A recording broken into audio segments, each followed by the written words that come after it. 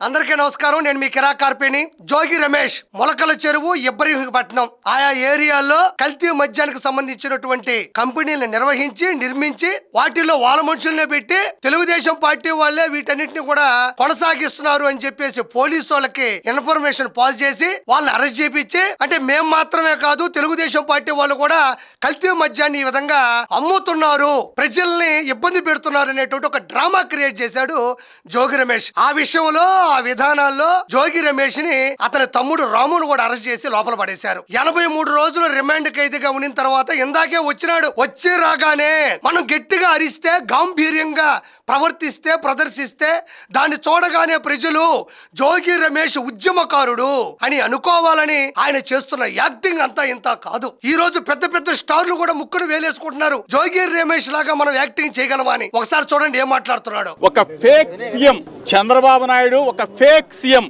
నారా చంద్రబాబు నాయుడు గారు fake CM కాదు, he's Sheikh CM. 151 సీట్లని 5 తీసి 11కి పడగొట్టి మిమ్మల్ని సుస్సుపోయించినటువంటి షేక్ సీఎం. చేతగాని సవట సన్నాసులు సిట్ అధికారులకు చెప్పా. చేతగాని సవట సన్నాసులు అంటున్నావు, మళ్ళీ చెయ్యేమో వెనక చూపిస్తున్నావు. అంటే మీ వాళ్ళు, మీ నాయకులు, మీ శ్రేణులు, మీకు సంబంధించినటువంటి అందరూ కూడా చేతగాని సవట సన్నాసులు అని అందరికీ తెలుసు. మళ్ళీ నువ్వెందుకు వెనక చెయ్యి చూపిస్తున్నావు? అందరికీ తెలుసు. లేదంటే అద్దం ముందు నిలబడి మీ వాళ్ళని నువ్వే తిట్టుకుంటున్నావు అనేది కూడా జనాలకు అర్థం కాని పరిస్థితి. ఈ రోజు మీకు కుటుంబాలు ఉన్నాయి, మీకు పిల్లలు ఉన్నారు, మీకు వ్యవస్థ ఉంది. మాకు కుటుంబాలు ఉన్నాయి, మాకు పిల్లలు ఉన్నారు, మాకు వ్యవస్థ ఉంది. కానీ మేము దిగజారిపోవడం లేదు. మేము నీచాతి నికృష్టమైనటువంటి పనులు సమాజంలో చేయడం లేదు. మీకు వ్యవస్థ ఉంది, ఉండేది. 2019 నుంచి 2024 మధ్యన జగన్మోహన్ రెడ్డికి ఒక వ్యవస్థ ఉంటే అతను ఏర్పరిచినటువంటి అవస్థ ఏమాత్రం ఉండేదో అందరికీ తెలిసిందే.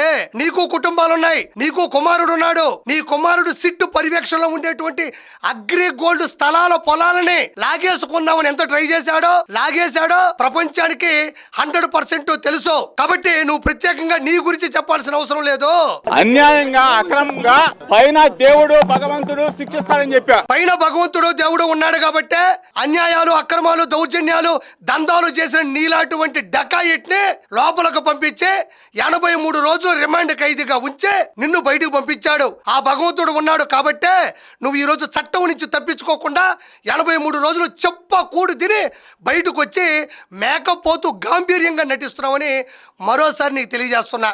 రాక్షస ఆనందం కోసం 83 రోజులు అక్రమ కేసు పెట్టి నన్ను, నా సోదరుడిని నిర్బంధించారు. రాక్షస ఆనందం అంటే నారా చంద్రబాబు నాయుడు గారు ఏ తప్పు చేయకపోయినా అత్యంత వ్యసనుండేటువంటి నారా చంద్రబాబు నాయుడు గారిని 53 రోజులు జైల్లో ఉంచి రాక్షస ఆనందం పొందాడు. చూసావా? అది మర్చిపోయావా? 4 సార్లు ముఖ్యమంత్రి, 9 సార్లు శాసనసభ్యుడు. అలాంటి వ్యక్తిని చెప్పా పెట్టకుండా ఏ కేసు లేకపోయినా 53 రోజులు కటకటాల పాలు చేసి ఆనందం పొందాడు. చూసావా?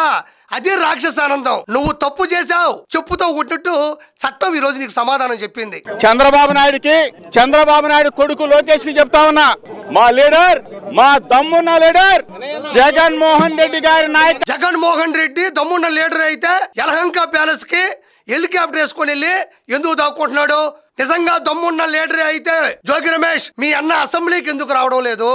అన్న అసెంబ్లీకి వచ్చేప్పుడు మాట్లాడుకుందాం, మీ అన్న దమ్మున్నోడా, దుమ్ము కొట్టుకుపోయినాడా అని. జగన్మోహన్ రెడ్డి గారి నాయకత్వంలో ఎవరం కూడా వెనకడుగు వేసే ప్రసక్తి లేదు అని చెప్తా ఉన్నా. నువ్వు కూడా రా, దుర్గగుడికి వస్తా, ప్రమాణం చేస్తా. ఇక్కడ జగన్మోహన్ రెడ్డికి సంబంధించినటువంటి సంస్థలో పనిచేసే వాళ్ళందరూ కూడా రెగ్యులర్ గా ఒక డైలాగ్ ఉంటది. భయంకరమైన తప్పులు చేయడం, ఇన్వెస్టిగేషన్ టీమ్ లో దొరికిపోవడం, రిమాండ్ ఖైదీలుగా లోపలికి వెళ్ళడం, బయటకు వచ్చిన తర్వాత సహజంగా అందరూ వాడేదే. అది బొమ్మన కరుణాకర్ రెడ్డి అయినా, వైవి సుబ్బారెడ్డి అయినా, జోగి రమేష్ అయినా, వీళ్ళందరూ వాడేది కామన్ గా ఒకే ఒక మాట. కనకదుర్గమ్మ గుడి దగ్గరకు వస్తాం, నేను ప్రమాణం చేస్తాను, అగరత్తులు వెలిగిస్తాను, లేదంటే కర్పూరం అరిచేతులు పెట్టుకొని చెప్పుతాను, మీకు దమ్ముందని అడుగుతున్నావు. కడప, నెల్లూరు, రాజమండ్రి, విశాఖపట్నంలో సెంట్రల్ జైలు ఉన్నాయి. 1000 మంది ఖైదీలు ఉన్నారు అక్కడ.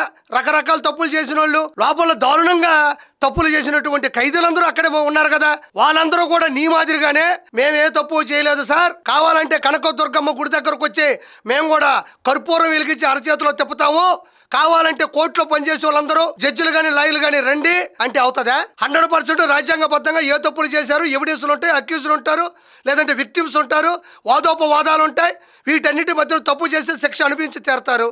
మరి గుళ్ళ దగ్గరికి వెళ్ళి ఆరతలు అనేది ఎంతవరకు సమంజసం? అంటే నీ మాదిరిగా అందరూ ఇదే మాట మాట్లాడే పని అయితే ప్రపంచంలో ఖైదీలు ఎవరు కూడా కోర్టు నుంచి ఎవరు శిక్షలు అనిపించరు.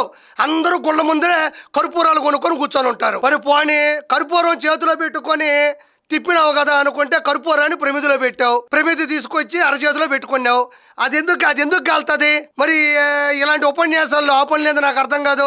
లోకేష్ చెప్పండి, వాళ్ళ కొంచెం అతను పుట్టినరోజు కాబట్టి కొంచెం తక్కువగా మాట్లాడతాం, ఎందుకంటే తిట్టడం బాగోదు కాబట్టి. దిక్కుమాలిన దుర్మార్గులు కదా మీరు. వారం రోజుల్లో అతన్ని దుర్గగుడి దగ్గరికి రమ్మనండి, నా ఛాలెంజ్ స్వీకరించమనండి. తాబేదారులు తొత్తులతో మాట్లాడించొద్దు.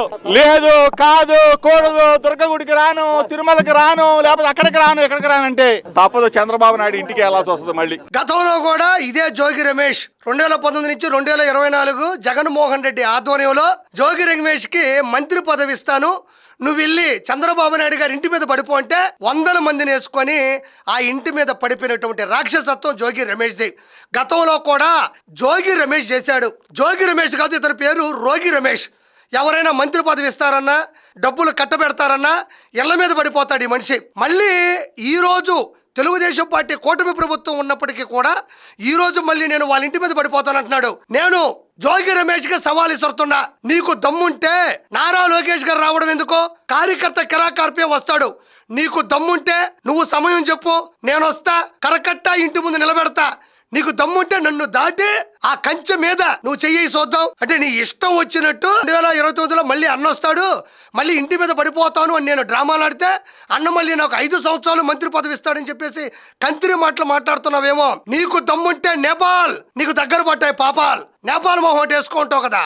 నీకు దమ్ముంటే కరకట్ట ఇంటి దగ్గరికి నన్ను దాటి చంద్రబాబు నాయుడు గారి ఇంటి గేటు మీద నువ్వు చెయ్యి చూద్దాం, నువ్వు టచ్ అయ్యి. నీకు ఇదే మీకు మిడిసి పడుతున్నారు. పోగాలము దాపరించిన వారికి మంచి మాటలు రుచించున అన్నారు పరవస్తు చెన్నయేశ్వరి గారు. మీకు పోగాలము దాపరించింది, గుర్తుపెట్టుకో. సచిన్ క్రికెట్ ఆడతాడు, జగన్ అబద్ధాలు ఆడతాడు. నమస్కారం.